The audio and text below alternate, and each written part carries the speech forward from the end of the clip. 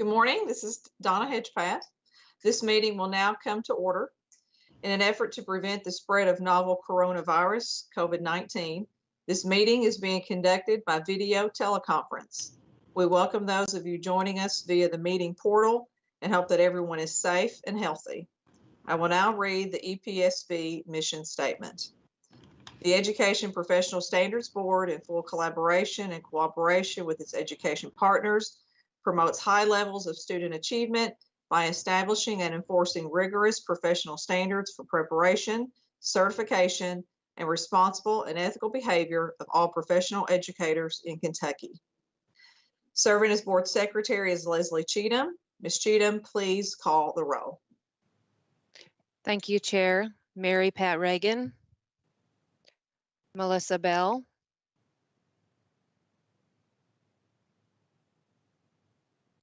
Melanie Callahan,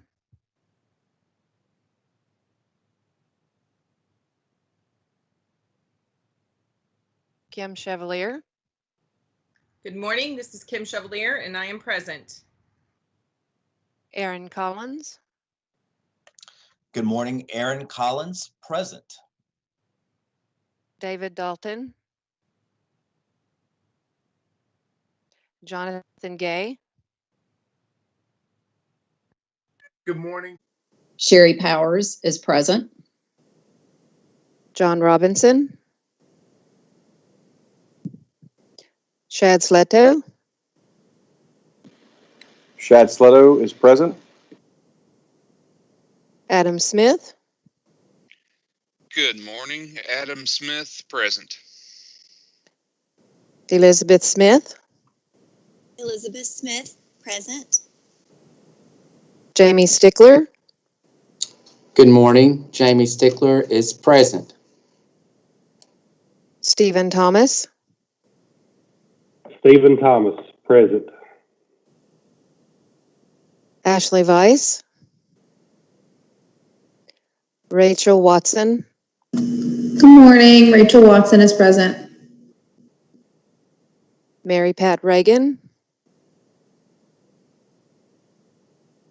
Melissa Bell. Melissa Bell. Melissa Bell is present. Melanie Callahan. Melanie Callahan is present. Good morning. Thank you, Chair. We have quorum. Thank you, Leslie. We will now move into the consent items. The following items are listed on the agenda as consent items. A, approval of February 10th, 2020 EPSB meeting minutes. B, board approval for the Professional Learning Board's online courses. Does anyone wish to remove any of the items from the consent agenda for further discussion? Having received no requests to remove items from the consent agenda, can I have a motion to approve consent items A and B? Justin Mitchell makes a motion to approve consent items A and B. I have a motion from Justin Mitchell. Do I have a second? Shad Sleto makes a second. I have a second from Shad Sleto. The motion before the board is to approve consent items A and B. As this meeting is being conducted via video teleconference, we will have a roll call vote for each vote. Ms. Cheatham will call the roll. I would like to remind each board member to please state their name, pause for a moment, and then state their vote. Ms. Cheatham, please call the roll. Melanie Callahan.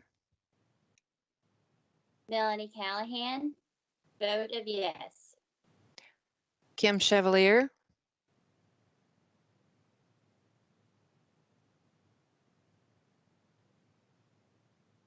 Kim Chevalier. Kim Chevalier, vote of yes. Aaron Collins. Aaron Collins, aye. Jonathan Gay. Jonathan Gay, aye. Mindy Goebel.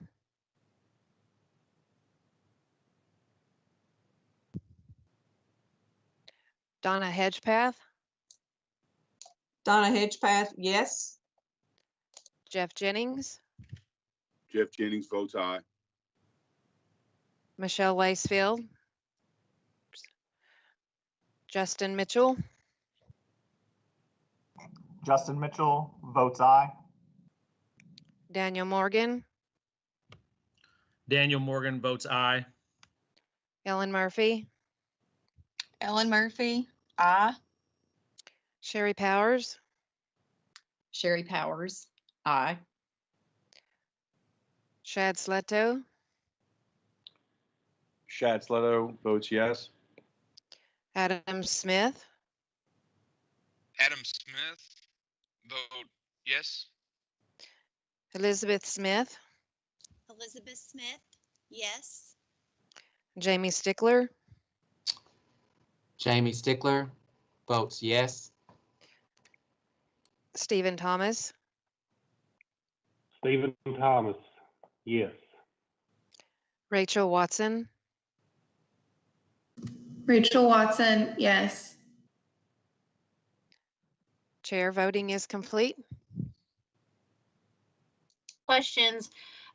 Kevin called for a continuing education task force, and that task force is made up of over 25 folks from what we call our K groups, superintendents, principals, teachers, just an assortment of folks that support the education field, just to help guide and give us considerations on things as we provide guidance and leadership to districts. And so we are in the throes of that. Our NTI is covering 172 districts. So many of our districts who've never done non-traditional instruction have learned overnight what works, what doesn't. Parent fatigue, student fatigue, teacher fatigue. We're just in a really different world right now. And I said this is like personalized learning on steroids.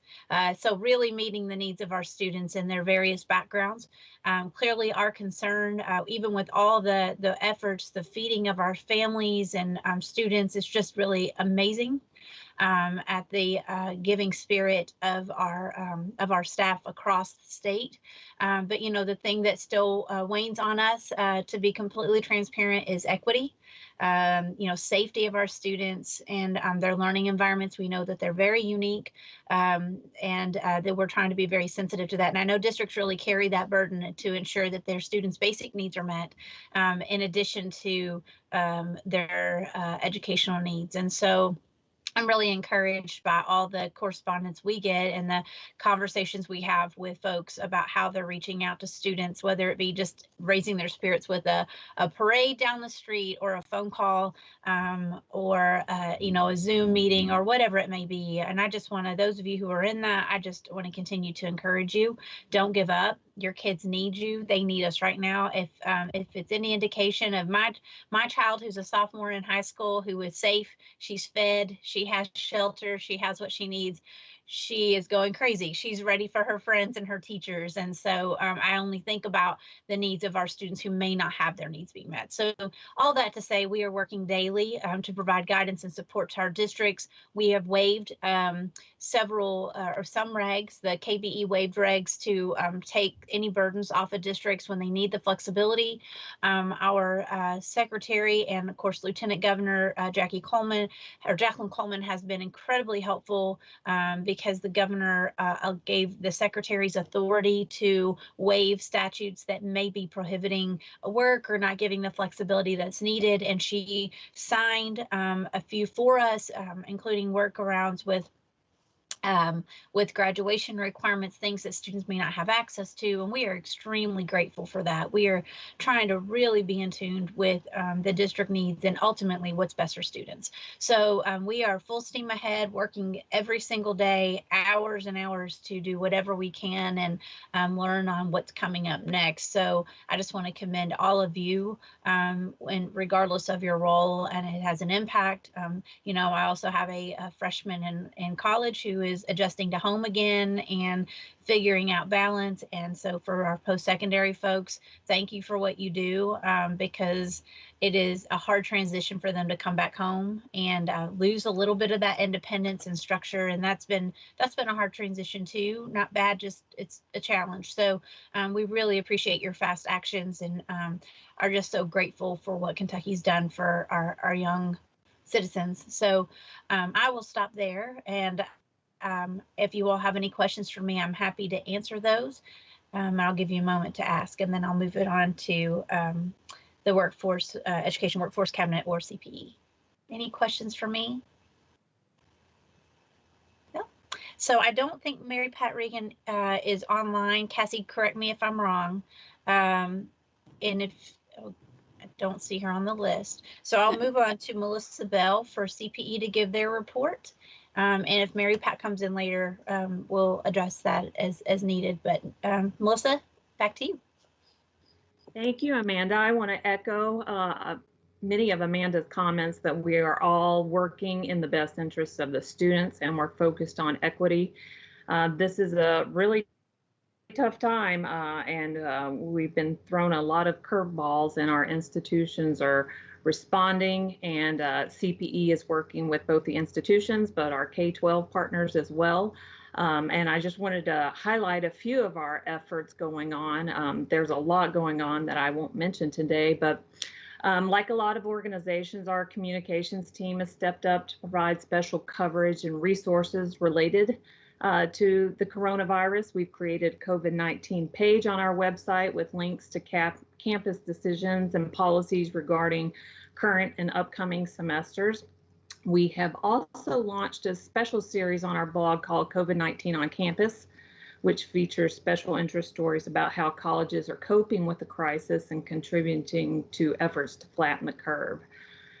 We are in constant communication with our board, campus presidents, provosts, and chief budget officers on weekly and sometimes daily basis. We're working with campuses to discuss refunds or credits for room and board, internet access for all students, which is a huge issue, meeting the needs of students with food and housing insecurity, pass-fail grading policies for the current semester, how to provide high-quality online instruction, and how to deal with potential effects on fall enrollment. Another response to COVID-19 comes from our Kentucky Virtual Library, which is a program of CPE in partnership with 300 member libraries and the Kentucky Department for Libraries and Archives.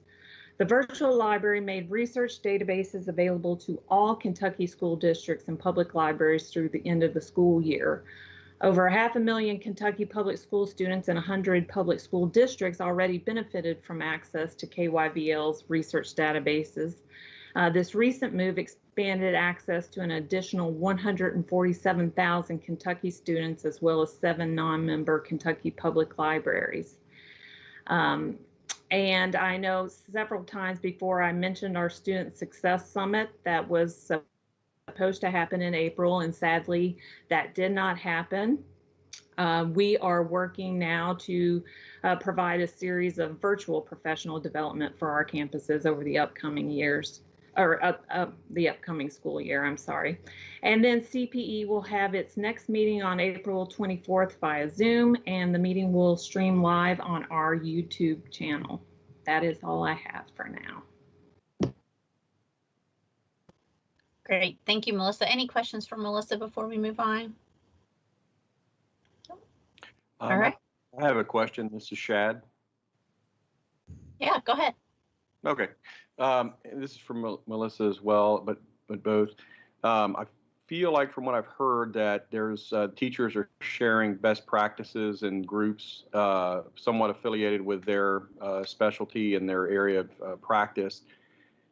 Does KDE and CTE, do they have a forum, if you will, so that we at least understand which areas seem to be sharing or having growth in the procedures that we have to do today? And I want to add that I feel very happy that the NTI program's in place and that we have a structure and it seems to be very effective. But I know, as you talked about earlier, the practices are where we get the most impact, and I am hearing that there's small groups sharing, and that may be a structured thing as well. But can you comment a little bit more about that? Yeah, I'm glad you asked about that. Actually, it's constantly evolving, I guess I would say, is what folks have done. We have not organized so much the groups for folks to share their resources, but it's kind of been organic.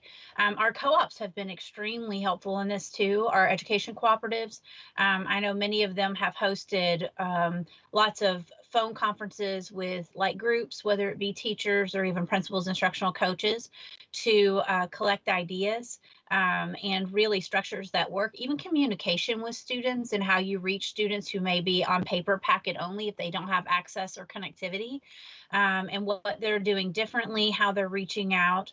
And so it's quite a variety. So KDE we have a best practice website, but we've really seen the work go on regionally and with district to district on sharing resources and what they're using. And there's so many free things right now. Some of the things that we're trying to do is when it comes through us, we try to vet it before we even put it on our COVID-19 page, just because we don't want to just push out anything. But there's been a real strong collaboration on the resources that have been used. Even KET, I don't know if you read, came in and said, if students don't have connectivity, if they don't have a computer, most of them have a TV with KET, the channel with an antenna. And so they have been running programs that align a lot closer to what our standards look like instead of just their day-to-day programming, which is a lot of where the feedback comes from on our task force of just giving us things to consider and how we push out. So some of the guidance that we pushed out last week specifically on instruction is asking exactly what you're asking for, is what resources are you using, what's available to students, what's your approach. And so people are really refining their practice, which is why I said the personalized learning piece has really ramped up, because what works in this community or with this group of students may not work with another. And so that's why we're trying to navigate that. And David Cook, who is over our NTI work, is putting out literally an email every single day with structures, considerations, and things for districts to consider as they navigate this. But it's a great question, and we've seen some real refined practices and some true collaboration that's not competitive, but how do we work on this together and serve our students? But I appreciate you asking that. At least from KDE's perspective, that's what we're doing. And from CPE, we are doing a lot of that as well. As you mentioned, these groups have kind of sprung up organically, and we are working with the chief academic officers to identify best practices and how that we can bring these faculty, teaching and learning center directors, instructional designers together to talk about what we've learned so far and what we need to do going forward. Okay, great. That helps me understand where we stand as an organization, and I appreciate that. And I felt like we're doing a reasonably good job given the situation. Actually, probably better than average, which from what we would expect. And just what you mentioned, Melissa, is if we can somewhat congregate these ideas that seem to be effective, that sounds really positive as well. Thanks. Thanks for asking. I appreciate it. Any other questions? Okay, I'm going to turn it over to Rob, our Associate Commissioner. And Rob, you can give your update. Good morning. Hey, good morning, everyone. It's good to be with you. I hope everyone is safe and healthy at home. And I appreciate the opportunity to be able to share what's going on in OELE and what we've been doing to support the work of the EPSB. During this COVID-19 crisis, the Office of Educator Licensure and Effectiveness have been focused on primarily providing support and developing solutions for our ed prep providers. School closures and the subsequent NTI created quite a disruption in the student teaching process, which resulted in challenges for our ed prep providers in helping our students meet the 70-day requirement specified in regulation. We are and have been having ongoing conversations with our partners, especially with our CACTI members, and some individual conversations with EPP leaders as well. And we have gathered their input and developed guidance to try to help them in preparing you, the EPSB, for some waivers to consider to provide some relief. just as a side note, I can't say enough about the great work that we've seen from our EPPs in pivoting on the spot to try to provide ongoing instruction and finding creative ways to provide meaningful learning opportunities, whether they've been virtual or they've created some really unique opportunities to create resources, some different behind the scenes collaborations between instructors and students. Really appreciated that that kind of work from our EPPs, and I think it speaks very, very well to the efforts and the when it could have easily been just shut things down. That has not been what I've seen, and that's been really good to see. Our staff have worked diligently to pull together information and develop recommendations that the board will consider as action items today, specifically regarding student teaching requirements, student teaching observation requirements, testing requirements, and the implications of education testing services closures on admission to ed prep programs and the ability for candidates to certify. Very important for us to keep the educator pipeline flowing as we move into our next year. We know we're going to go back to school some way, shape, or form, and it's a huge concern out there that we won't have candidates. And I think it's very important the work the EPSB will be doing to ensure that that flow of teaching candidates continues. Again, I can't say enough about the great work staff here at OELE and KDE have put in to find ways to provide support through drafting of the waivers, listening and collecting input and feedback, pivoting, making a seamless transition to full telecommuting with no reduction in services. And I really want to thank our Office of Education Technology and their support for producing this virtual meeting and webcast today. They've been really incredible in helping the entire agency transition to 100% work from home. And the amount of communication that's coming out of KDE has been exceptional. In addition, the Office of Educator Licensure and Effectiveness will be running point on the superintendent's webcast tomorrow to share an update of action that we think the board will take today, and we'll certainly know for sure by the end of the meeting, but to also talk about the measures that we're working on to try to keep this educator pipeline flowing into the districts. There's a lot of concern about that right now, and so it's going to be good to be able to share that information with our districts as well. In addition, Shad, this is one additional thing that's going on. Our office continues to support the Go Teach KY initiative, and during this time, staff have launched a virtual mentoring plan through a program called Teachers Helping Teachers that's just launching.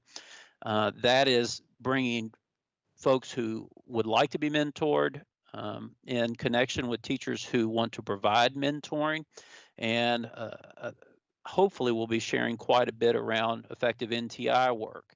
In addition, we're hosting a Twitter chat this evening, and that'll be connecting teachers across the state and let them share successes that they've experienced during NTI and share some of those good practices. Because even though we're at 172 districts now, we were only at 80 something a couple weeks ago when this started. And so the ramp up has been amazing to see on this end what has happened, how quickly.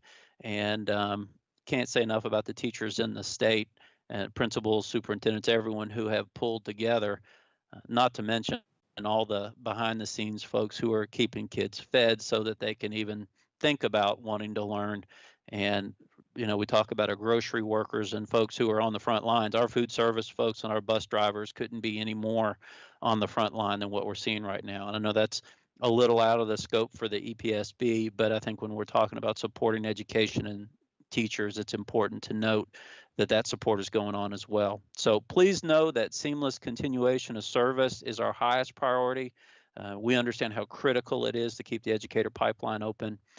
Thanks again for the opportunity to share with you today, for taking your time to continue this important work, and I'm happy to take any questions at this time. I have a question if no one else does. Sure, go ahead. Thanks, Rob. Great report, and certainly appreciate all that your office is doing. And I do appreciate the information you shared about the teachers helping teachers function.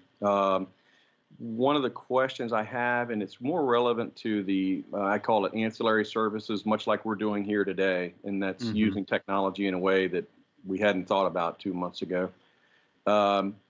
Do you know if the department can, or if there's a method that we need to reach out to folks like for items like Twitter or things like Microsoft Teams to help teachers right now with their skills in those arenas? Because I think, I mean, I don't use Twitter that much, but if that's one of our forums, it seems like if there's a session just on Twitter, it may be helpful. And I don't know if that's functional for us or not, but I just wanted to throw it out there for consideration. No, that's a good thought. I appreciate the insight on that. I do know that our Office of Education Technology has been working with the chief information officers across the state. As recent as last week, David Couch, our associate commissioner, who has done really an excellent job of 20-something years of getting this platform in place so that we could literally flip a switch overnight. I mean, to the point, we're able to download our entire phone system and take it home with us on our laptops. Everyone at KDE has a laptop. And so being able to take that home and do those kinds of things. So the work that we've put in preparation has us in a good place to be able to provide coaching as well and advice for how districts can utilize and leverage the tools that are out there. Dr. Marty Park is our, and I don't know his official title, but basically he's over the educational part of the technology statewide. He works very closely with our media specialists as well. And so I know that there's information going out frequently with that. I know David Cook is helping as well, but as far as the leveraging of social media, that's a good point to make. And we'll share that with leadership. One of the things I bring it up for two specific instances or questions. One of them affects us as a committee directly or board, and that's the blending of personal and professional media, as you know. I don't have to explain that to you guys for sure, but if there's a policy that we want to establish that states if we're using Twitter as more of a professional forum today because of the conditions we're in, do the teachers need to create a professional account that doesn't allow them to blend their personal accounts? That's one question.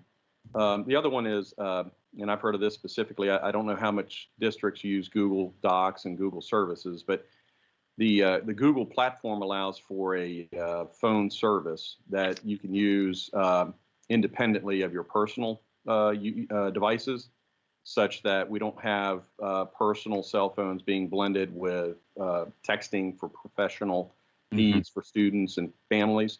And I don't know if that's a function that every district's aware of or not, but it seems like having talked to a couple educators that it's been a very well-received tool that I assume most districts have use of Google. Yeah, good points there, Shad. On the first point, that's, as you know, based on the cases that we get, a lot of that is local control policies, and they're very difficult to police, as we know through the cases that we see. We have continued to push out what we think is good advice on that.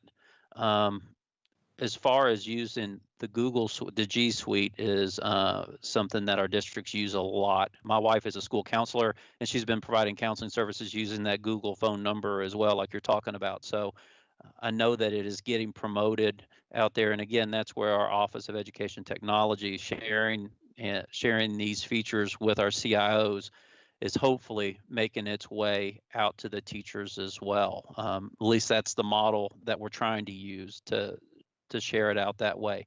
I'm sure that the CIOs are getting worked in ways they had never thought before, especially in the districts where they haven't done NTI or not one-to-one districts. It's probably been quite a learning curve right away. Yeah, and I agree. I mean, this is a remarkable condition, and I feel like we've got a great platform to build from, just like you're talking about. So kudos to the state KDE for that.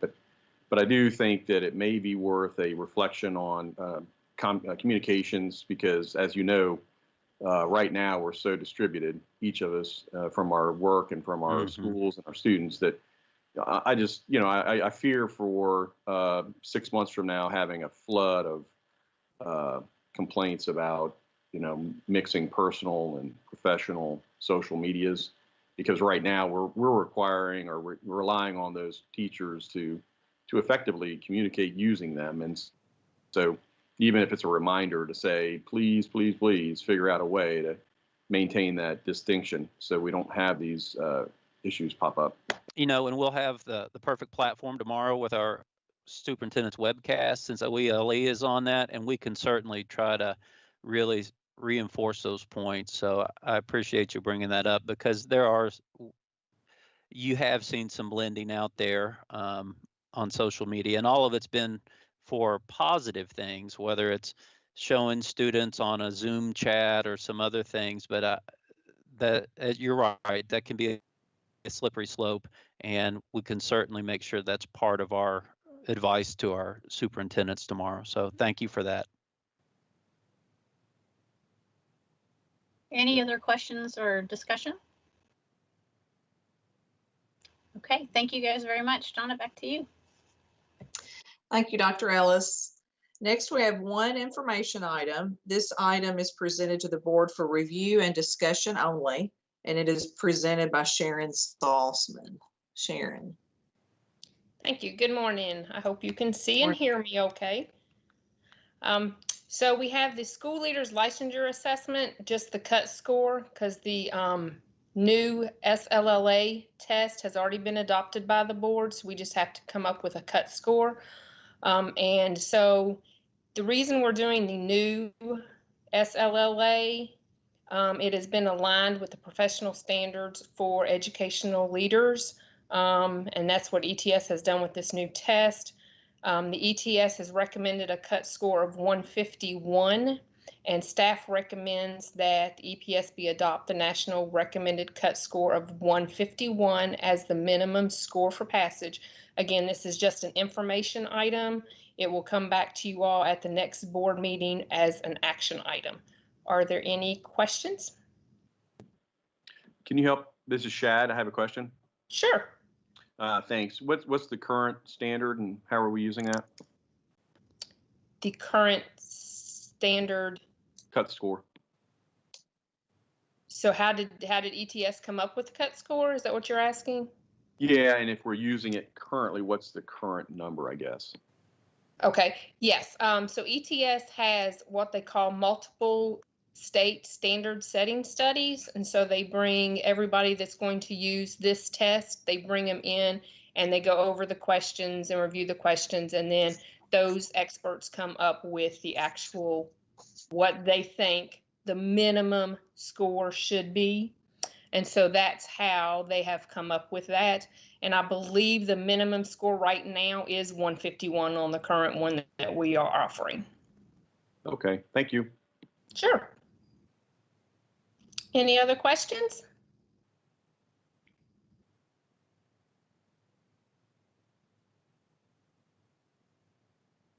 Okay, thank you. Right. Thank you, Ms. Salzman.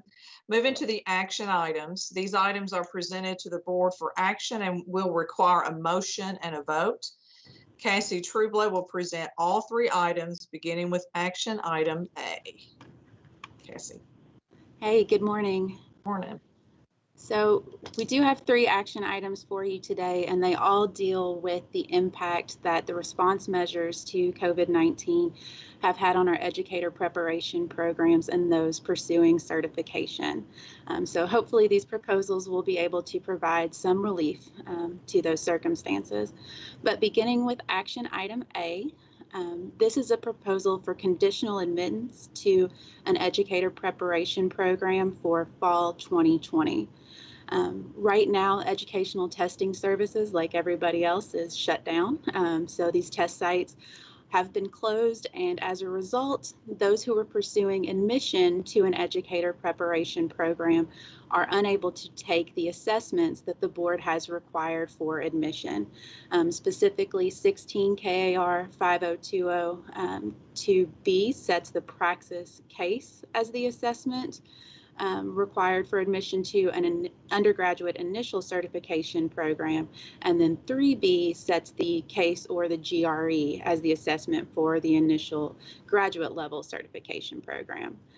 Ultimately, what this action would be is just a conditional waiver of those two regulatory requirements to allow institutions to admit applicants for the fall 2020 semester who have not had that ability to take the assessment. So they would have to meet all other admissions requirements with the exception of the assessments. And then prior to continuation in the program for the spring semester, they would have to show that they have taken those requisite assessments to be able to continue. We have attached guidelines with this that you'll see as well. One distinction would be those that have been admitted for option 6 proficiency, where their admission is also tied to certification. They would then have that certificate for the entirety of the school year, but would have to show that they had completed the requisite assessments before continuing at the end of that certification. Are there any questions about the proposal, the guidelines that have been attached? I noticed it did say if they do not meet or they do not have those test scores before or beginning spring 2021, they must be, I believe it's unadmitted. So we put them in, and if they do not meet those requirements, they will be removed for spring, correct? And then, of course, if things aren't back to normal and ETS isn't up and running, we'll just have to, as a board, extend this, you think? That we'll have that in mind, right? Yes, so this would be the initial action, and then, you know, obviously all of our hope is that this will be over sooner rather than later. But if not, if that is something that you need to address again prior to the spring semester, you could always continue that waiver or do something similar for the spring semester, just as, you know, whatever the circumstances dictate. Cassie or Chair, just real quickly, ETS is going to be launching at-home testing in May. So they've developed a solution to be able to provide for candidates to take their assessments at home. So I don't think that should change any of the thinking of the board, but that at least gives an opportunity so that hopefully we won't be in this position at another date. Thank you. Thanks.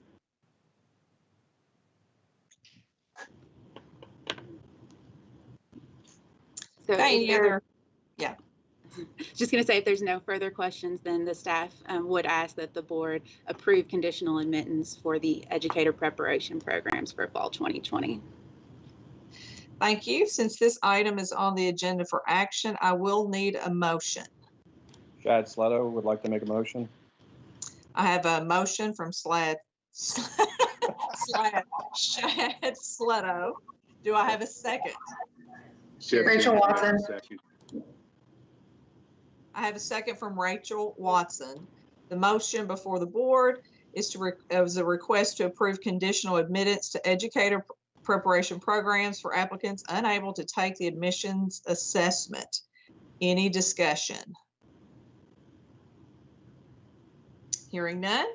Ms. Cheatham, please call the roll for vote. Melanie Callahan, This is Melanie Callahan. Vote of yes.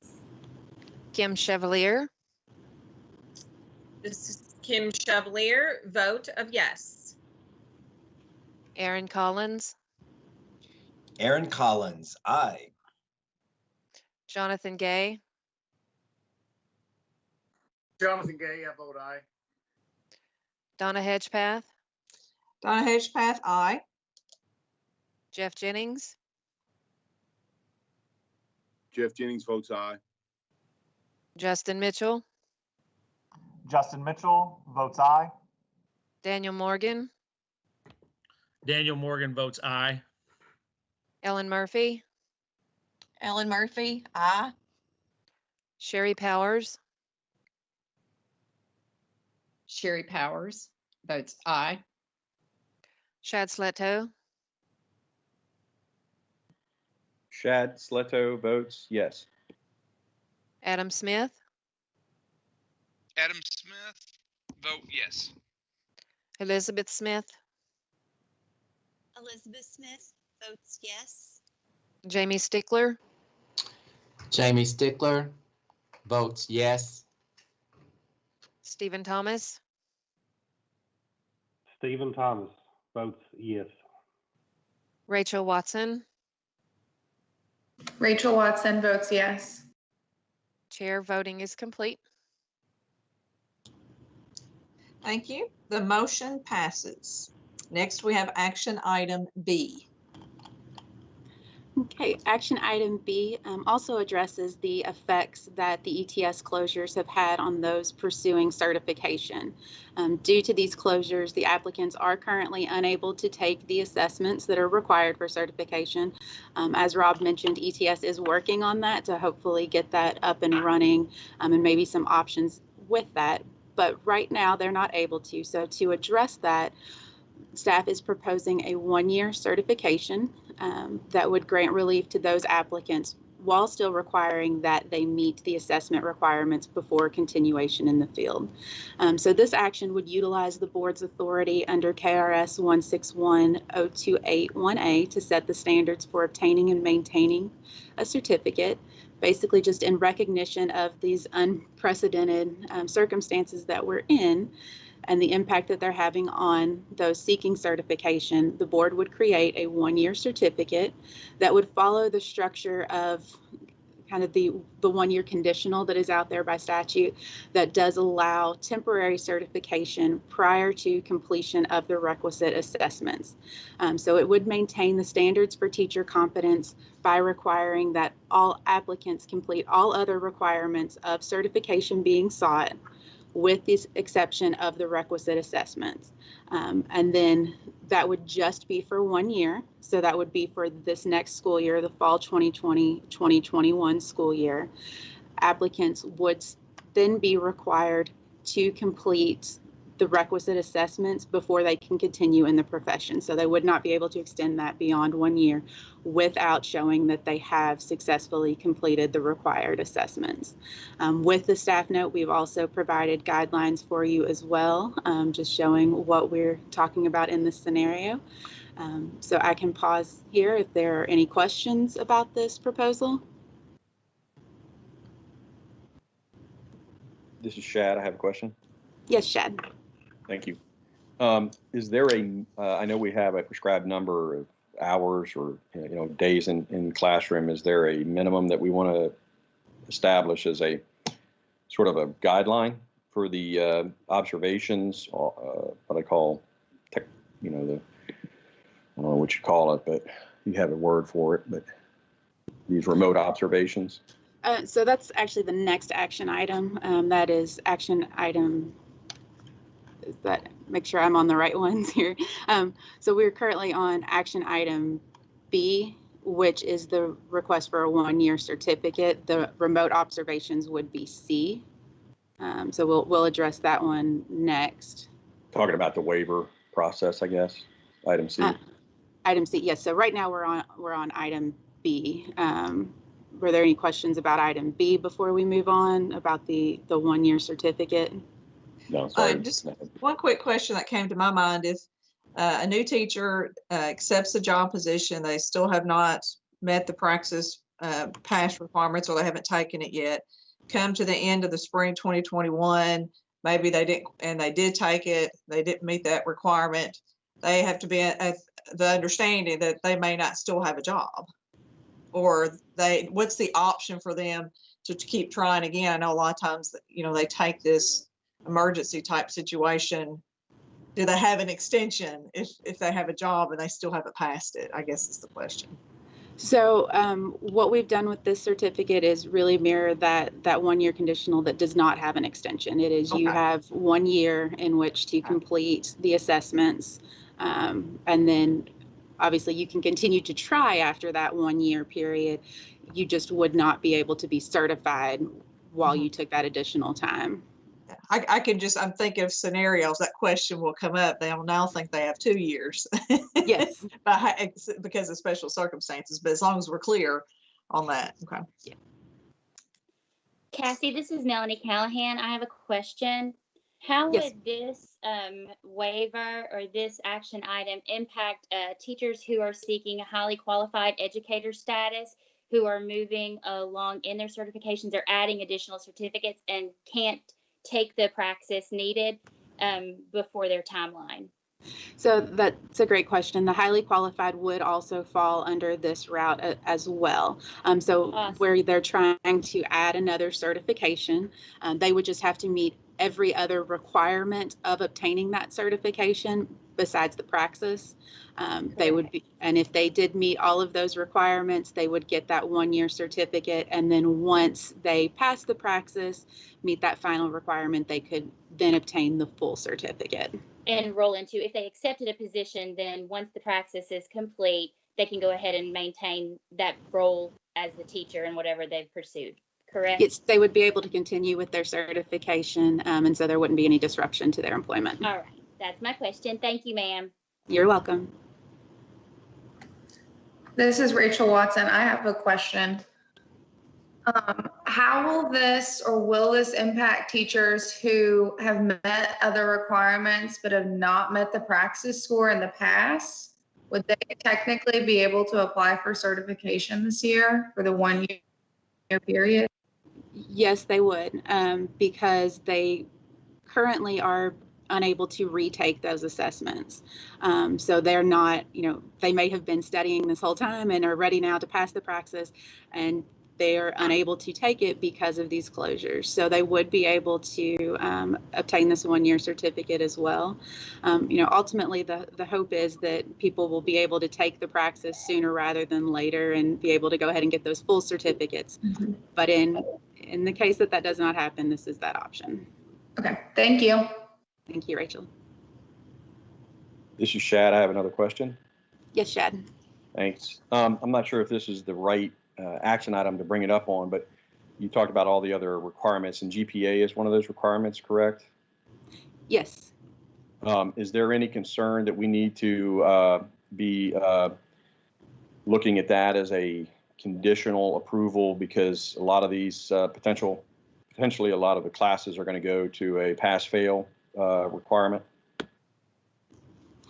So that has been discussed a little bit with our educator preparation providers as well. It does not seem like it's going to be a large scale impact there, that there's the possibility of that affecting a few individuals. And because the GPA requirement could vary so greatly, you could have some people that there's no way they were going to meet that GPA requirement, even if they got all A's this semester, and then others who, maybe it was just on the cusp. There's a lot that could happen with that, but we have informed individuals that that is something that they could request a waiver for the board. If the institutions, if it's something for, admission to a program or for certification, then they could present those waiver requests to the board using our standard waiver process. Okay, that sounds good. Thanks.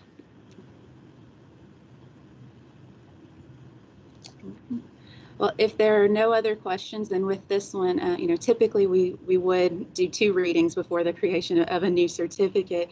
However, because this is such a pressing matter, we would ask the board to waive that 2nd reading and to approve the creation of this 1 year certificate. Thank you. I will again need a motion. Adam Smith, I make a motion. Jeff Jennings. Okay, was that Adam Smith I heard with the motion, I believe? Yes. Thank you. And do I have a second? Jeff Jennings will second. Okay, I have a second from Jeff James. The motion before the board is a request to approve a one-year certificate for applicants unable to take the certification assessments. Any other discussion before we go to a vote? Hearing none, Ms. Cheatham, please call the roll for our vote. Melanie Callahan, This is Melanie Callahan, voted yes. Kim Chevalier, Kim Chevalier, a vote of yes. Aaron Collins, Aaron Collins, aye. Jonathan Gay, Jonathan Gay, I vote yes. Donna Hedgepath, Donna Hedgepath, aye. Jeff Jennings, Jeff Jennings, aye. Justin Mitchell, Justin Mitchell, aye. Daniel Morgan, Daniel Morgan, aye. Ellen Murphy, Ellen Murphy, yes. Sherry Powers, Sherry Powers, yes. Shad Sleto, This is Shad Sleto, yes. Adam Smith, Adam Smith, yes. Elizabeth Smith, Elizabeth Smith, yes. Jamie Stickler, Jamie Stickler, yes. Stephen Thomas, Stephen Thomas, yes. Rachel Watson. Rachel Watson, yes. Chair voting is complete. Thank you, and the motion passes.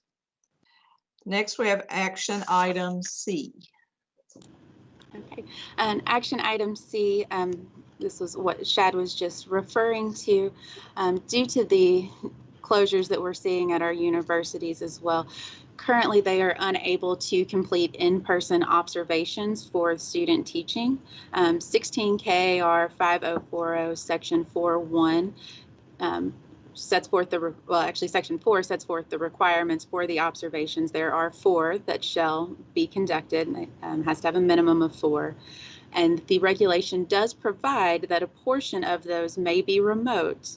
However, that same section goes on to state that requests for remote observations shall be submitted to and approved by the EPSB prior to the observations.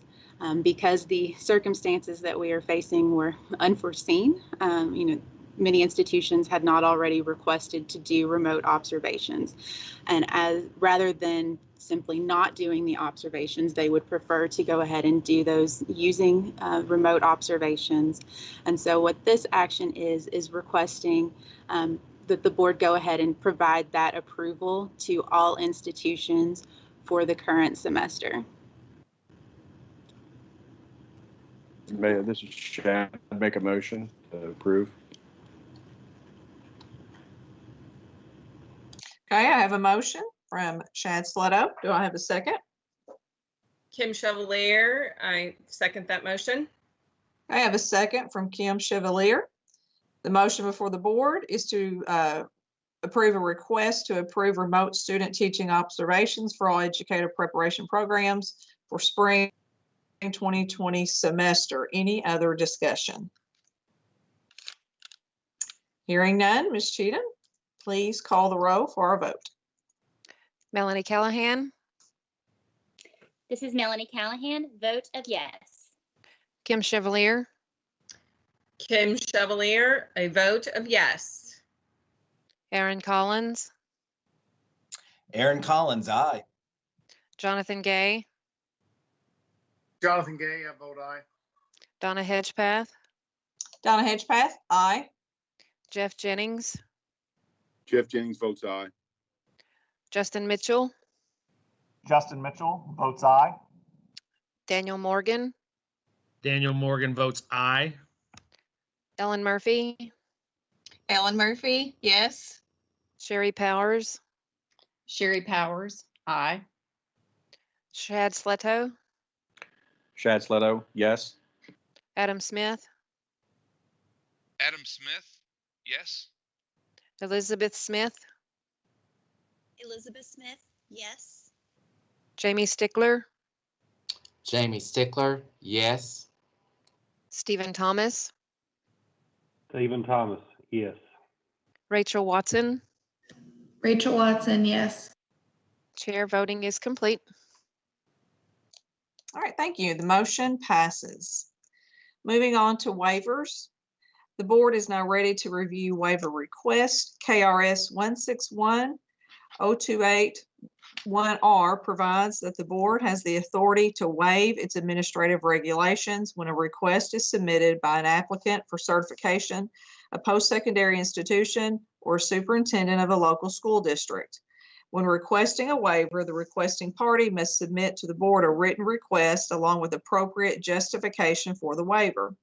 EPSB staff reviews the waivers with the board's waiver committee during an open meeting immediately prior to this board meeting, and the waiver committee formulates recommendations. Today, Kathy Jackson and Crystal Horde will present the waiver request to the full board, and Sherry Powers, waiver committee chair, will present the committee's recommendation for final action. This is Kathy Jackson. We have had several requests for Regulation 16 KAR 5040, Section 5, Number 4. That regulation requires 70 full days for student teaching. It's a minimum of 70 days during a semester. This year, due to COVID-19 and closures of districts, many students were not able to receive traditional 70 days and have requested a waiver from either both non-traditional and traditional days that includes, I think, 20 universities. So that's that waiver. This is Sherry Powers. For waiver A, the waiver committee met this morning to review the waiver requests and supporting documentation. The committee found exceptional circumstances justifying the waivers. Therefore, the committee recommends that the board approve the waiver requests. Thank you. This item is on the agenda for action, and I will need a motion.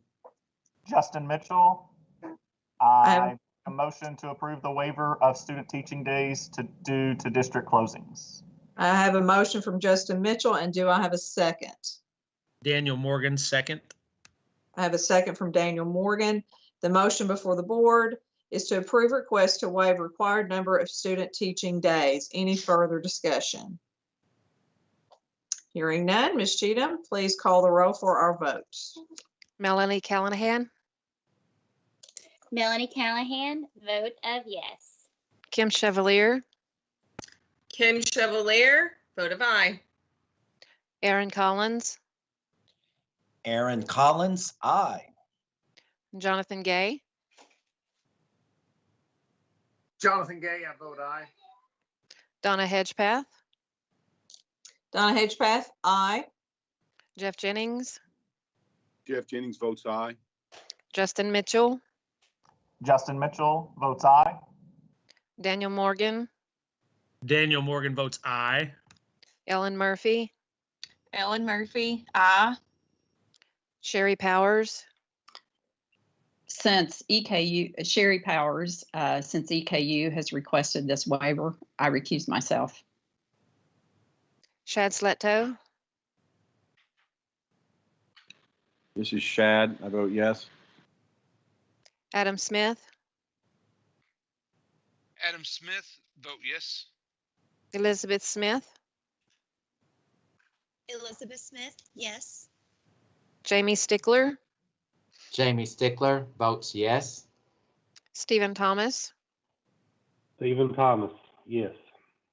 Rachel Watson, Rachel Watson, yes. Chair voting is complete. Thank you. The motion passes. Next, let's move on to waiver B. Waiver B is also Regulation 16 KAR 5040.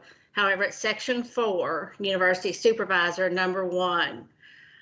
There are a minimum of 4 observations regulated in this regulation, and 5 universities had previously requested to waive one or two of those observations, and we since had a fifth university that's asked for a waiver also.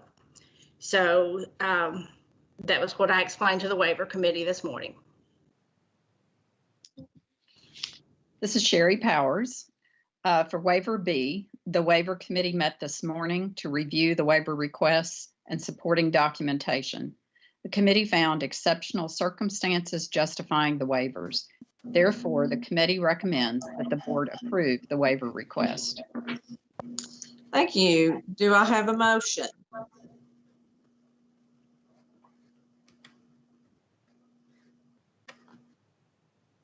Kim Chevalier, I'll make a motion to request to waive the required number of student teaching observations.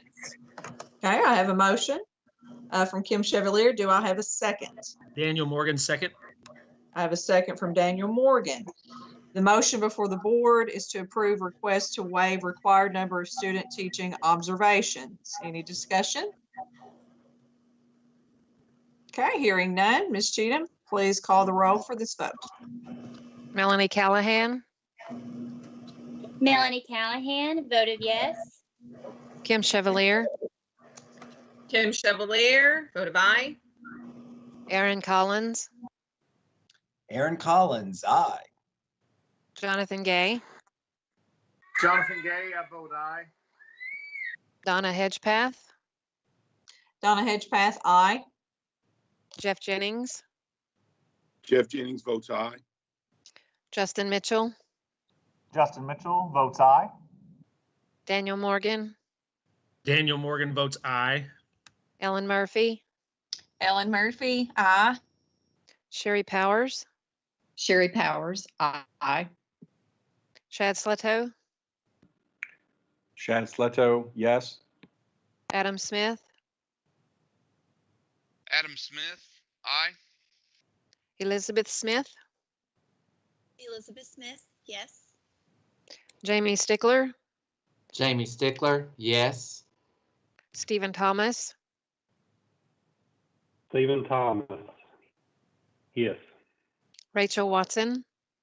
Rachel Watson, yes. Chair voting is complete. Thank you. The motion passes. Moving now to waiver C. Good morning. This is Crystal Horde. And waiver C is brought by Harlan County Public Schools on behalf of Martha Brock. Waiver C is requesting a waiver of the 4060 requires 3 years of teaching experience or 6 semester hours of graduate credit in order to renew a 5-year certificate. Due to medical circumstances, Ms. Brock was unable to meet the full 3 years. She had a 1.5 years of experience, certified experience during that time frame. And the district is requesting a waiver to allow that to renew her certificate. This is Sherry Powers. For waiver C, the waiver committee reviewed the waiver request and supporting documentation submitted by the applicant. The committee found exceptional circumstances justifying the waiver. Therefore, the committee recommends that the board grant the waiver. Okay, at this time, I need a motion. Jeff Jennings makes a motion. We accept the waiver request. Okay, I have a motion from Jeff Jennings. Do I have a second? Kim Chevalier, second, request the waive to renewal requirements due to medical conditions. I have a second from Kim Chevalier. Thank you. The motion before the board is to approve request to waive renewal requirements due to medical condition. Any discussion? Okay, hearing none. Ms. Cheatham, we need to call the roll for vote. Melanie Callahan, Melanie Callahan, aye. Kim Chevalier, Kim Chevalier, a vote of aye.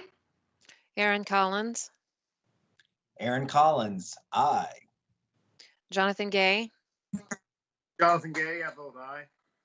Donna Hedgepath, Donna Hedgepath, aye. Jeff Jennings, Jeff Jennings votes aye. Justin Mitchell, Justin Mitchell votes aye. Daniel Morgan, Daniel Morgan votes aye. Ellen Murphy, Ellen Murphy, aye. Sherry Powers, Sherry Powers, aye. Shad Sletto, Shad Sletto, yes. Adam Smith, Adam Smith, yes. Elizabeth Smith, Elizabeth Smith, yes. Jamie Stickler, Jamie Stickler, yes. Stephen Thomas, Stephen Thomas, yes. Rachel Watson. Rachel Watson, yes. Chair voting is complete. Okay, thank you. The motion passes. Last, we have waiver D. Waiver D is brought by Shelby County Public Schools on behalf of Rebecca Baston. Excuse me. And Miss Baston completed a gifted and talented program in the state of Indiana where she does hold certification as a teacher. However, she did not earn the gift. She did not add the gifted endorsement to her Indiana certificate prior to moving to Kentucky and gaining Kentucky employment several years ago. So Shelby County Schools is requesting a waiver of 4030 that requires her to possess the equivalent certification from the state where she did her program. This is Sherry Powers for Waiver D. The Waiver Committee reviewed the waiver request and supporting documentation submitted by Shelby County Schools. The committee found exceptional circumstances justifying the waiver. Therefore, the committee recommends that the board grant the waiver. All right, thank you. Do I have a motion? Justin Mitchell, I make a motion to waive equivalent certification requirements for out-of-state prepared educator Rebecca Baston. Okay, I have a motion from Justin Mitchell. Do I have a second? Daniel Morgan, second. Second from Daniel Morgan. The motion before the board is to approve request to waive equivalent certification requirement for out-of-state prepared educator Rebecca Baston. Any discussion? Okay, hearing none. Ms. Cheatham, please call the roll. Melanie Callahan, Melanie Callahan, yes. Kim Chevalier, Kim Chevalier, a vote of yes. Aaron Collins, Aaron Collins, aye. Jonathan Gay, Jonathan Gay, I vote yes. Donna Hedgepath, Donna Hedgepath, aye. Jeff Jennings, Jeff Jennings votes aye. Justin Mitchell, Justin Mitchell votes aye. Daniel Morgan, Daniel Morgan votes aye. Ellen Murphy, Ellen Murphy, aye. Sherry Powers, Sherry Powers, aye. Shad Sletto, Shad Sletto, yes. Adam Smith, Adam Smith, yes. Elizabeth Smith, Elizabeth Smith, yes. Jamie Stickler, Jamie Stickler votes yes. Stephen Thomas, Stephen Thomas, yes. Rachel Watson. Rachel Watson, yes. Chair voting is complete. All right, thank you. The motion passes. Now I will open the floor to any board member for board comments. Does anyone have anything they wish to share? This is Shad. Yes. Thanks. Yeah, appreciate it. I just wanted to note to our associations and affiliated organizations within KDE that, it seems the unfortunate reality is we need to make these waivers happen, specifically regarding observations. And observations, to me, are one of the most influential parts of our process for new teachers. So as this crisis becomes less influential on our process, I certainly hope the superintendents and school districts take it upon themselves to recognize that this condition was required and that they maybe offer additional resources. As we know, we've lost observation opportunities due to budget crises and so forth. But making this modification, although it's necessary, it certainly seems to me to be pretty influential on one of the most influential parts of our process. Thanks, Chad. I too appreciate the board coming together and approving the action items and the waivers necessary to carry on and to ensure that we do have educators functioning in our next school year. I appreciate that. Any other comments? All right, at this time, I believe we're ready to go into closed session pursuant to KRS 61810(1)C and J to conduct a character and fitness review and review potential actions relating to complaints and reports. At this time, I will need a motion to go into closed session. Daniel Morgan makes a motion to go into closed session. I have a motion from Daniel Morgan. Do I have a second? Ellen Murphy, second. I have a second from Ellen Murphy. The motion now before the board is to go into closed session. Any discussion? Hearing none, Ms. Cheatham, please call the roll for vote. Melanie Callahan, Melanie Callahan voted yes. Kim Chevalier, Kim Chevalier, a vote of yes. Aaron Collins, Aaron Collins, aye. Jonathan Gay, Jonathan Gay, I vote aye. Donna Hedgepeth, Donna Hedgepeth, aye. Jeff Jennings, Jeff Jennings votes aye. Justin Mitchell, Justin Mitchell votes aye.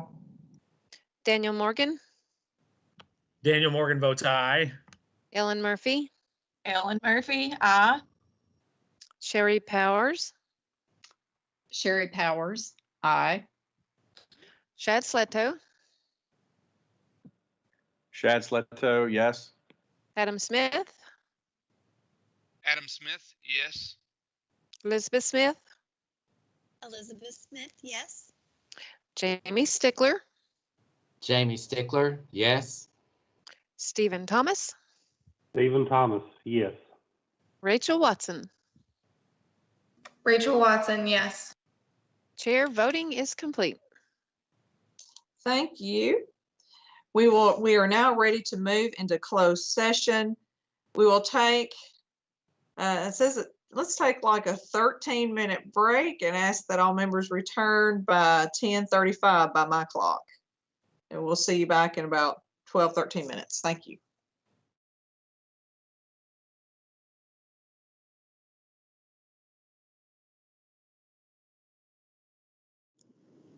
You're on live, Cassie. Thank you. All right.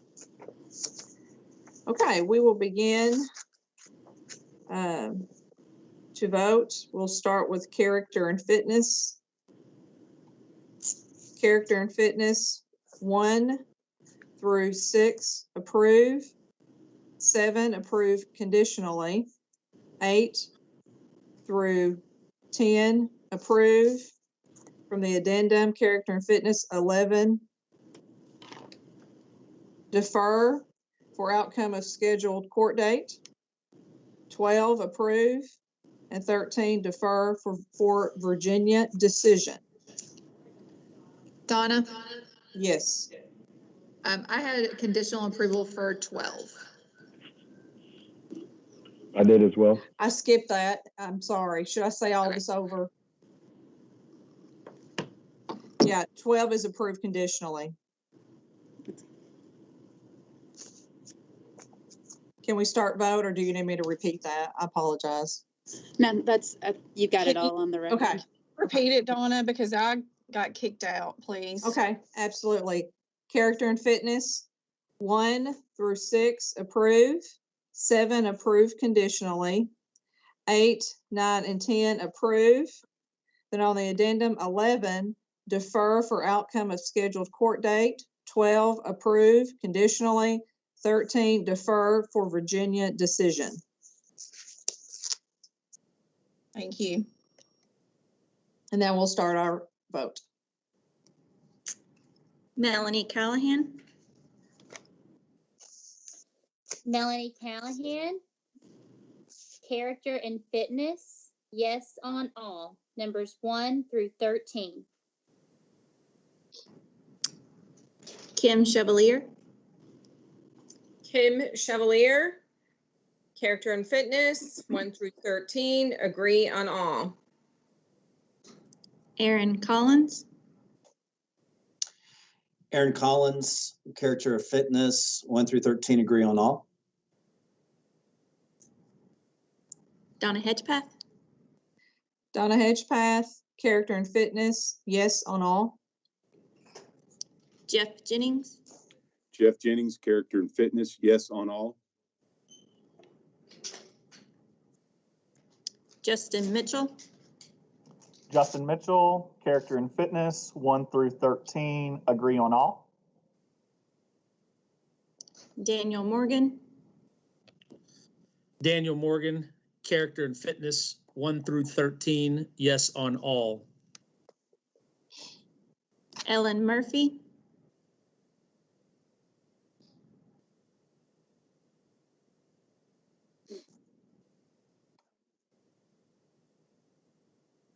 Ellen Murphy, I think she was having problems staying connected earlier. Sherry Powers,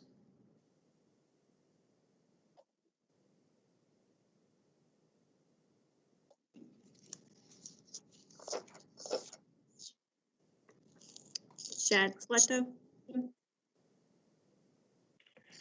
Shad Fletto, character and fitness 1 through 13, approve on all.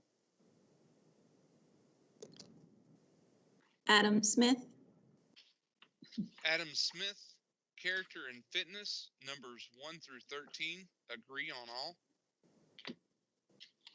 Elizabeth Smith, Elizabeth Smith, character and fitness, numbers 1 through 13, agree on all. Jamie Stickler, Jamie Stickler, character and fitness, numbers 1 through 13, yes on all. Stephen Thomas, Stephen Thomas, yes on character and fitness 1 through 13. Rachel Watson, Rachel Watson, character and fitness, yes on 1 through 13. You skipped Sherry Powers. Sherry Powers, yes. Okay. Sherry Powers, character and fitness, yes on 1 through 13. Ellen Murphy, Ellen Murphy, character and fitness, 1 through 13, yes on all. Chair voting is complete. Okay, thank you. Next, we'll move to CA4 online character and fitness. 1 through 9, approve. 10, deny. 11, approve. 12, deny. 13, 14, 15, 16, approve. We'll start our vote. Melanie Callahan, Melanie Callahan, CA4 online, character and fitness, approve on all. Kim Chevalier, Kim Chevalier, CA4 online, character and fitness, approve on all. Aaron Collins, Aaron Collins, CA4 online, character and fitness, approve on all. Donna Hedgepath, Donna Hedgepath, CA4 online character and fitness, approve on all. Jeff Jennings, CA4 character and fitness, approve on all. Justin Mitchell, Justin Mitchell, CA4 online, character and fitness, 1 through 16, approve on all. Daniel Morgan, Daniel Morgan, CA4 online, character and fitness, 1 through 16, yes on all. Ellen Murphy, Ellen Murphy, CA4 online, character and fitness, 1 through 16, yes on all. Sherry Powers, Sherry Powers, CA4 online, character and fitness, 1 through 16, yes on all. Shad Fletto, This is Shad Fletto, character and fitness, CA4 1 through 16, approve on all. Adam Smith, Adam Smith, excuse me, CA4 online, character and fitness, numbers 1 through 16, agree on all. Elizabeth Smith, Elizabeth Smith, CA4 online, character and fitness, numbers 1 through 16, approve on all.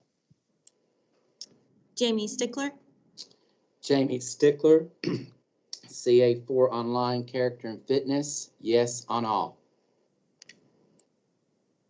Stephen Thomas, Stephen Thomas, yes on 1 through 16. Rachel Watson, Rachel Watson, CA4 online character and fitness, yes on 1 through 16.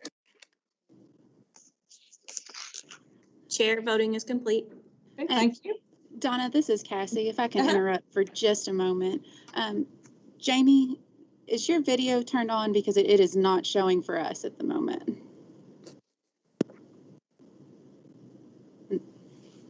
Yes, it is on.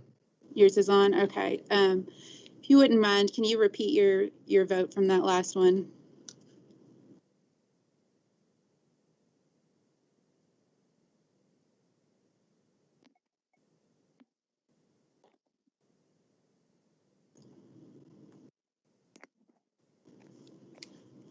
So Jamie, if you can just state your name and that it was yes on all for character and fitness CA4s.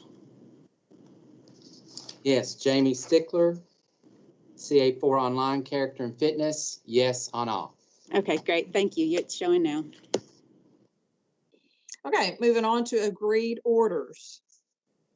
This will include the addendum 1 through 31, except. And we'll start our vote. Melanie Callahan, This is Melanie Callahan. Agreed orders, numbers 1 through 31, except, yes on all. Kim Chevalier, Kim Chevalier, agreed orders, 1 through 6, agree, 7, recuse, 8 through 15, agree, 16, recuse, 17, agree, 18, recuse, 19, agree, 20, recuse, 21, agree, 22, recuse, 23 through 27, agree, 28, recuse, 29 and 30, agree, 31, recuse. Aaron Collins, Aaron Collins, 1 through 5, agree. 6, recuse. 7 through 31, agree. Donna Hedgepath, Donna Hedgepath on agreed orders 1 through 18, agree. 19, recuse. 20 to 31, agree. Jeff Jennings, Jeff Jennings on agreed orders, 1 through 31, agree on all. Justin Mitchell, Justin Mitchell, agreed orders 1 through 31, approve on all. Daniel Morgan, Daniel Morgan, agreed orders numbers 1 through 31, agree on all. Ellen Murphy, Ellen Murphy, agreed orders 1 through 31, yes on all. Sherry Powers, Sherry Powers, agreed orders number 1 through 31, approved on all. Chad Sletta, This is Shad Seto, agreed orders 1 through 31, agree to all.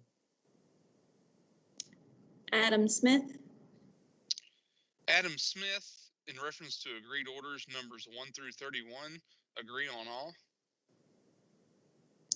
Elizabeth Smith, Elizabeth Smith, agreed orders 1 through 31, agree on all. Jamie Stickler, Jamie Stickler, agreed orders 1 through 31, yes on all.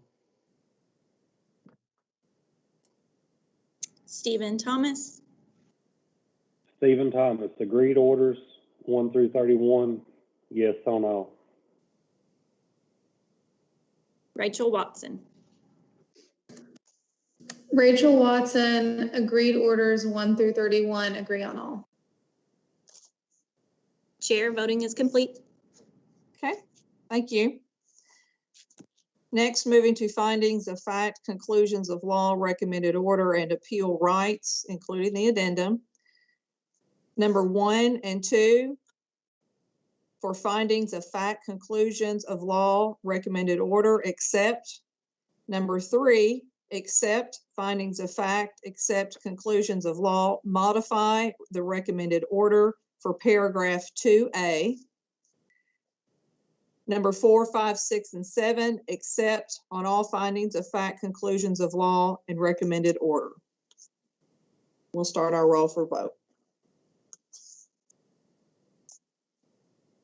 Melanie Callahan, This is Melanie Callahan. For findings of fact, conclusions of law, recommended order, and appeal rights, for numbers 1 through 7, yes on all. Kim Chevalier, Kim Chevalier, findings of fact, conclusion of law, recommended order, and appeal rights. Number 1, recuse. Number 2 and 3 and 4, agree. Number 5, recuse. Number 6, agree. And number 7, recuse. Aaron Collins, Aaron Collins on findings of fact, conclusions of law, recommended orders, and appeal rights 1 through 7, yes for all.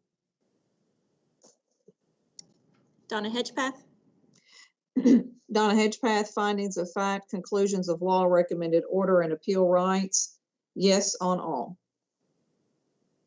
Jeff Jennings, Jeff Jennings, findings of fact, conclusions of law, recommended order 1 through 7, agree on all. Justin Mitchell, Justin Mitchell, findings of fact, conclusions of law, recommended order, and appeal rights 1 through 7, approve on all.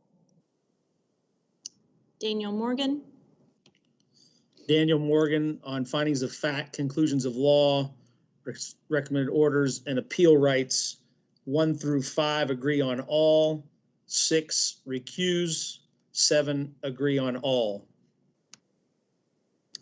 Ellen Murphy, Ellen Murphy for findings of fact, conclusions of law, recommended orders, and appeal rights 1 through 7, yes on all. Sherry Powers, Sherry Powers, findings of fact, conclusions of law, recommended order, and appeal rights 1 through 7, yes on all.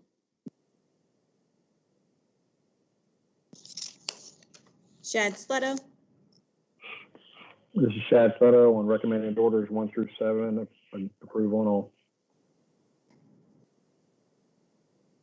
Adam Smith, Adam Smith on findings of fact, conclusions of law, and recommended order and appeal rights, numbers 1 through 7, yes on all.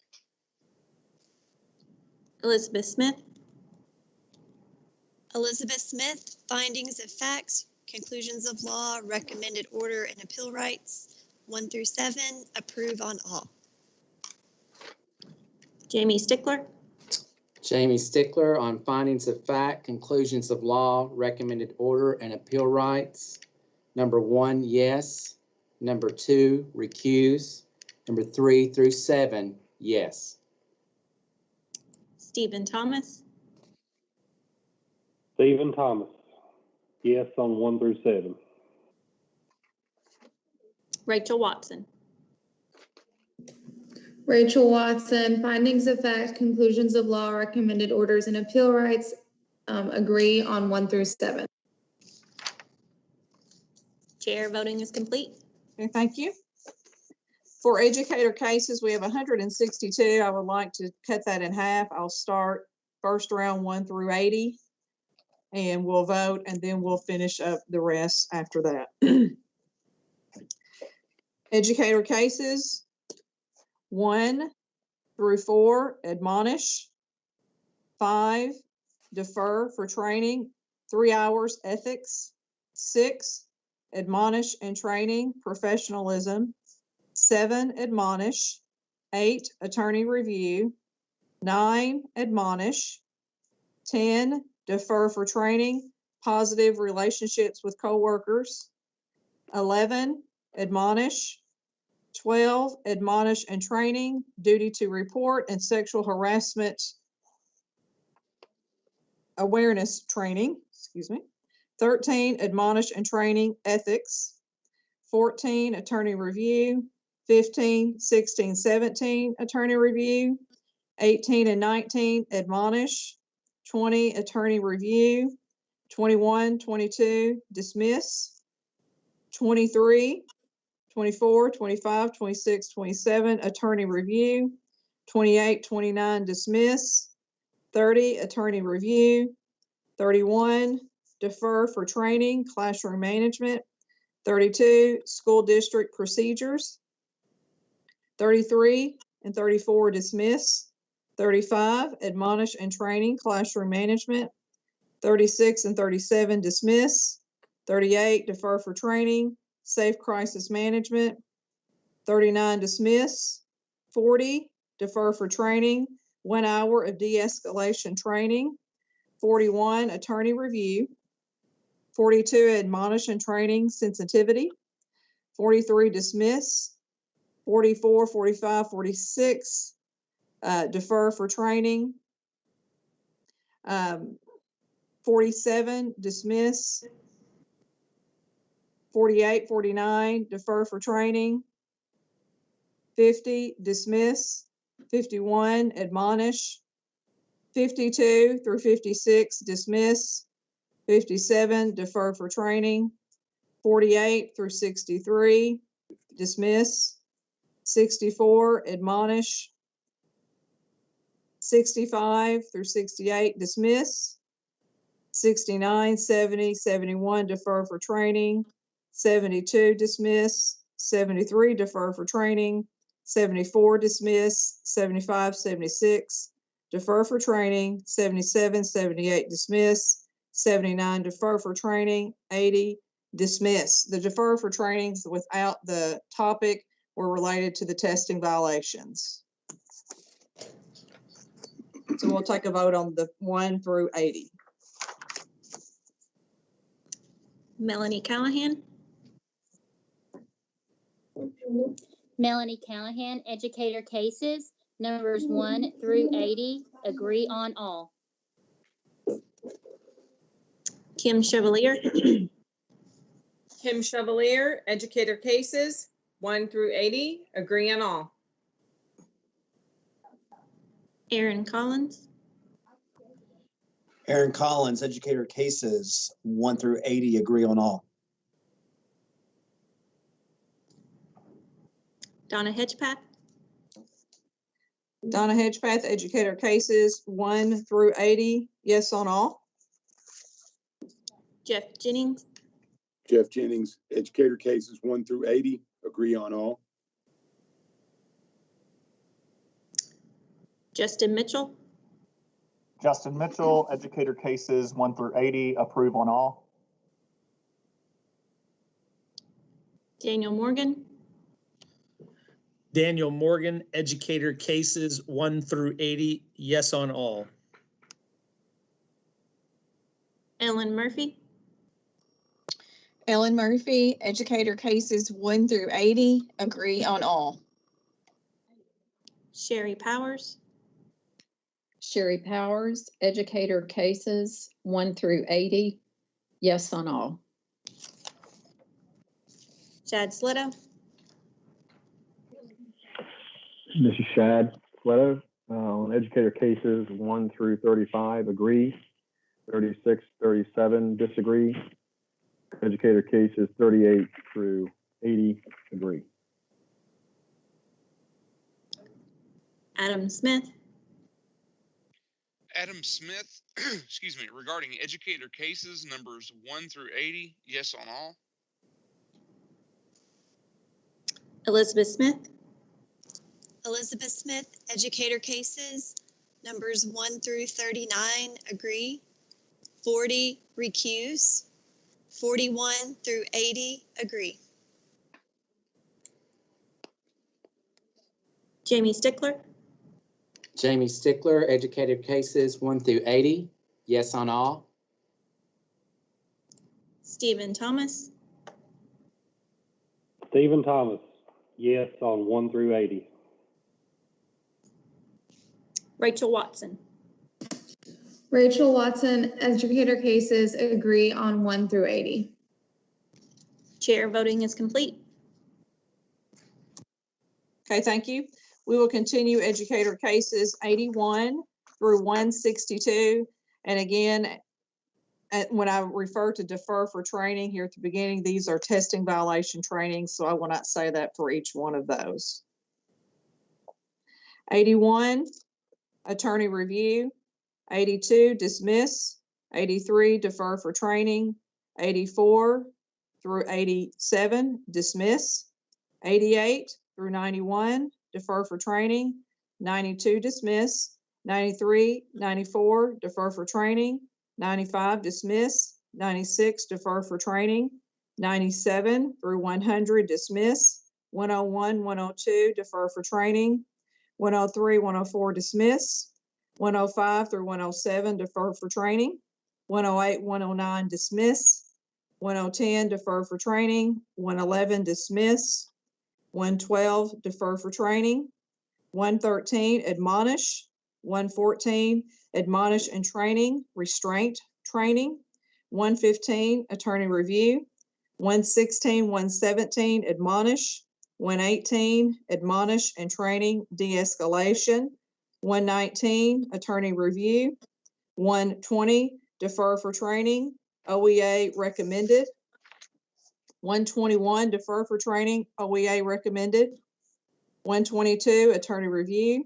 123, dismiss. 124, 125, 126, defer for, 124, defer for training, OEA. 125, defer for training, appropriate use of social media. And 126, defer for training, ethics. 127 through 138, refer to hearing. 139, admonish. 140, attorney review. 141, 142, admonish. 143, 144. 143 is defer for training for 6 months extension. And 144, defer for training, 6 months extension. 145, no further action. 146, no further action. 147 through 162, dismiss. And we'll vote for this one.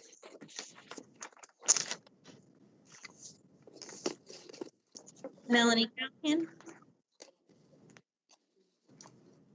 Melanie Callahan, educator cases, numbers 81 through 162, agree on all.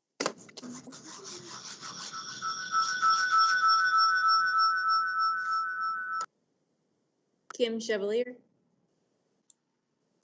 Kim Chevalier, educated cases 81 through 162, agree on all. Aaron Collins, Aaron Collins, educators cases 81 to 162, agree on all. Donna Hedgepath,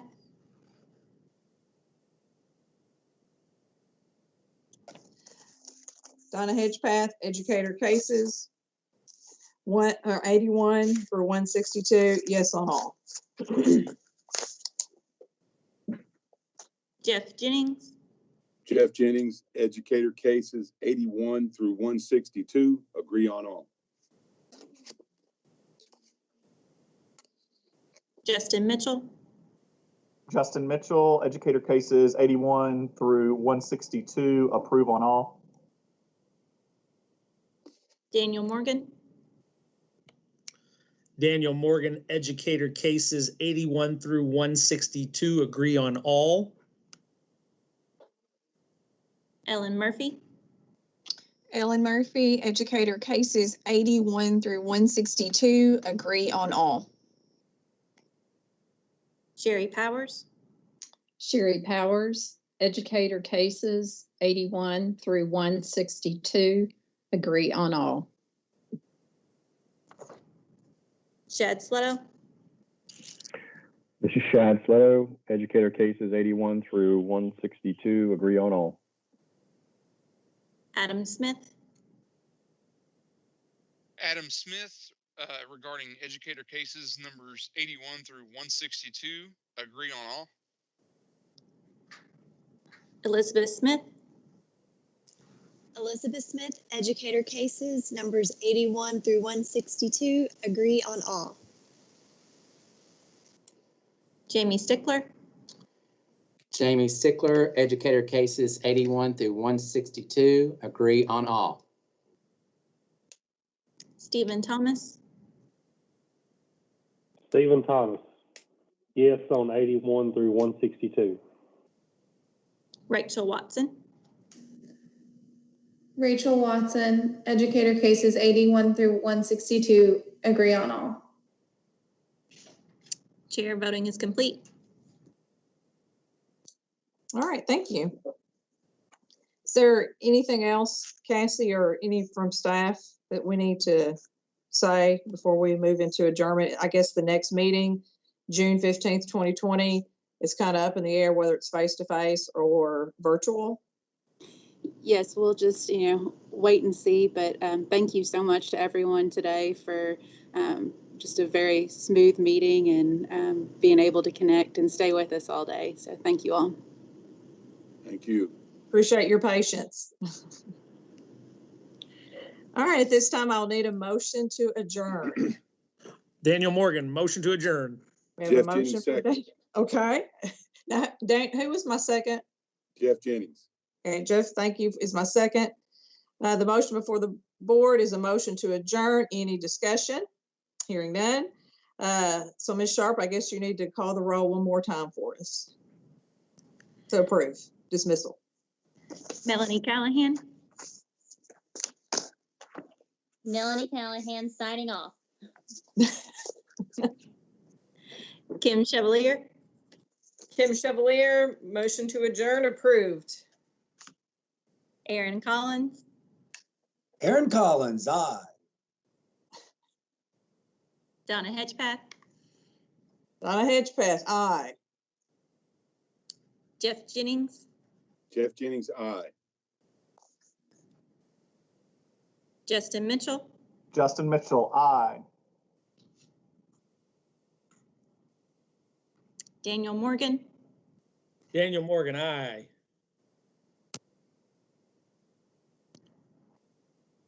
Ellen Murphy, Ellen Murphy, aye. Sherry Powers, Sherry Powers, aye. Shad Sletto, Shad Sletto, yes. Adam Smith, Adam Smith, yes to adjournment. Elizabeth Smith, Elizabeth Smith, yes. Jamie Stickler, Jamie Stickler, yes. Stephen Thomas, Stephen Thomas, yes. Rachel Watson. Rachel Watson, yes, please. Chair voting is complete. Thank you. We are adjourned. You all have a great month or two. Thank you all. Thanks, guys. Great job.